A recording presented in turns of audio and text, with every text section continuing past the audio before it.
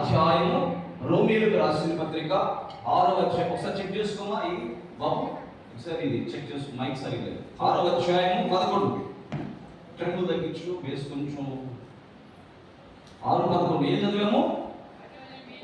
అటువలే మీరు పాపం విషయమై మృతులుగాను చెప్పండమ్మా గట్టిగా. క్రీస్తు యేసునందు సజీవులుగాను ఎంచుకోండి. ఎవరు ఎంచుకోవాలి? ఎవరు ఎంచుకోవాలండి? సేవకుడు వచ్చి తొయ్యాలా మనల్ని? మీరేంది, ఎలా ఉన్నారు, మీరు ఏం చేస్తున్నారు, మీరు మీరు సరిగా ఉన్నారా లేదా? సరిగ్గా ఎందుకు స్వార్థ తగ్గించుకోండి. సరిగా ఉన్నారా లేదా అని ఎవరు చెప్పాల్సిన అవసరం లేదంట.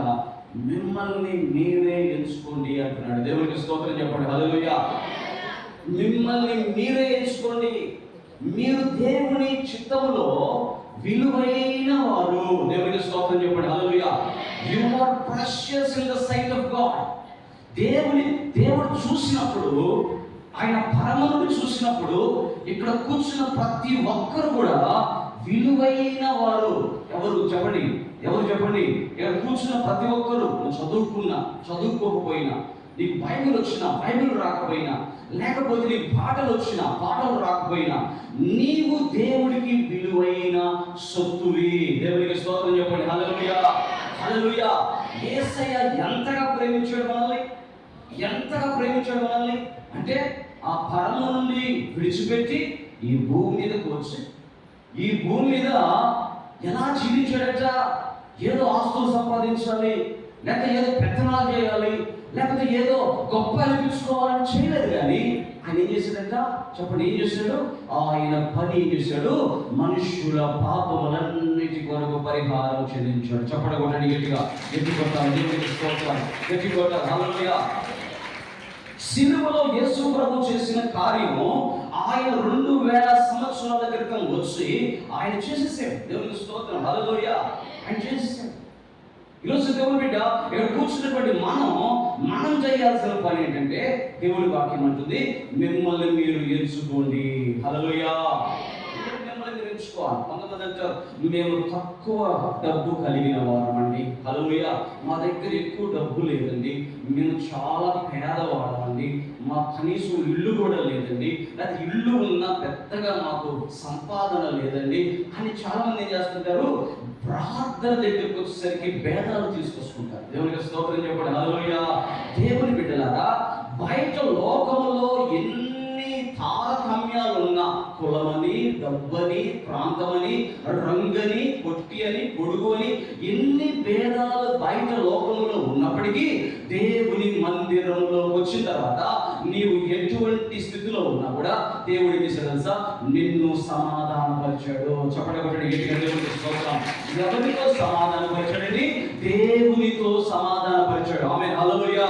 నీవు ఎవరితో సమాధానపడ్డావు? చెప్పాలి, గట్టి చెప్పాలి. ఎవరితో? దేవునితో. ఇంకా అంతకంటే గొప్పదైనది ఏదైనా ఉందా? ఈరోజు చేతిలో బైబిల్ని పట్టుకున్నామంటే, ఈ బైబిల్లో దేవుడి మాటలు ఉన్నాయంటే, ఆయన మనతో మాట్లాడుతున్నాడంటే, ఇంకా అంతకంటే ఎవరో వచ్చి మాట్లాడాల్సిన అవసరం దేవునికి స్తోత్రం చెప్పండి. హల్లెలూయా. కాబట్టి మిమ్మల్ని మీరు ఎలా ఎంచుకుంటున్నారు?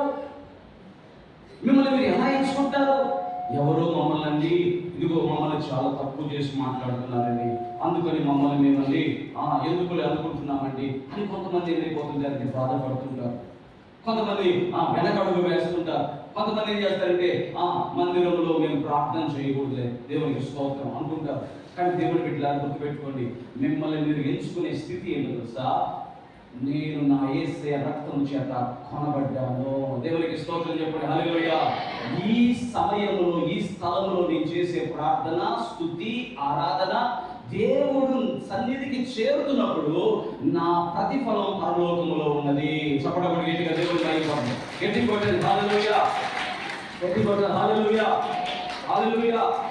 నేను కూడా చాలా ప్రభువు నమ్ముకున్న కొత్తలో చాలా అనుకునేవాడిని, ఓహో మనం అసలు సేవ చేయకూడదేమో, సేవ ఎవరో కొంతమంది చేయాలేమో, వాళ్ళు ఎవరో వచ్చి చేస్తారు, మనం జస్ట్ అక్కడ కూర్చొని వినాలేమో అనుకున్నా.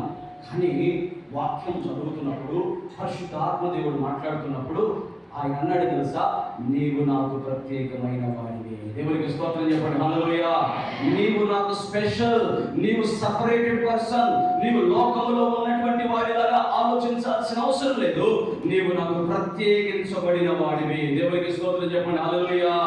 ఈరోజు దేవుని బిడ్డలారా, ప్రత్యేకించబడ్డాననే ఆలోచన ఉన్నవాడే తన్ను తాను దేవుని కోసం ఎంచుకుంటాడు. దేవునికి స్తోత్రం చెప్పండి. హల్లెలూయా. హల్లెలూయా. నేను ప్రత్యేకించబడిన వాడిని అని చెప్పి నువ్వు అనుకున్నప్పుడు దేవుడు నీ యొక్క ప్రతి ప్రార్థనకు జవాబు ఇవ్వడం ప్రారంభిస్తాడు. దేవునికి స్తోత్రం చెప్పండి. హల్లెలూయా. ఎప్పుడైతే నీ ఆలోచనలు ప్రత్యేకించబడిన ఆలోచనలుగా మారతాయో అప్పుడు నీ యొక్క విధానం మారిపోతుంది. దేవునికి స్తోత్రం చెప్పండి. హల్లెలూయా. యెషయా గ్రంథంలో ఒకసారి చూడండి, దేవుడు పెట్టారా, యెషయా గ్రంథము